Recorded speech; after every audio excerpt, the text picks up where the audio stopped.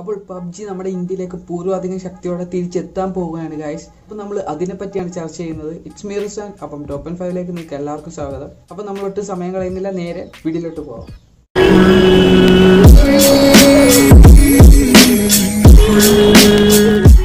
അപ്പോൾ ഗൈസ്, കൊച്ചു കുട്ടികൾ മുതൽ മുതിർന്നവർക്ക് വരെ വിഷമമാക്കിയ ഒരു കാര്യമാണ് പബ്ജി ഇന്ത്യയിൽ ബാൻ ചെയ്തത്. പബ്ജി ഇന്ത്യയിൽ ബാൻ ചെയ്യാനുള്ള കാര്യം നിങ്ങൾക്ക് എല്ലാവർക്കും അറിയാവുന്നതാണ്. പബ്ജി ഇന്ത്യയിൽ ബാൻ ചെയ്ത് 2 ദിവസത്തിനകം പുതിയൊരു ന്യൂസ് വന്നിരുന്നു, നമ്മുടെ പബ്ജി വീണ്ടും ഇന്ത്യയിലേക്ക് വരാൻ പോവുകയാണെന്ന്.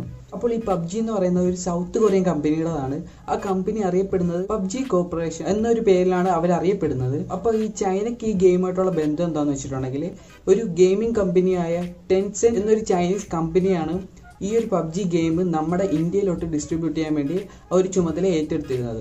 അപ്പോൾ ആ ഒരു കാരണം കൊണ്ടാണ് നമ്മുടെ പബ്ജി മൊബൈൽ എന്ന ആ ഒരു ഗെയിം ബാൻ ചെയ്യാനുള്ള കാരണം.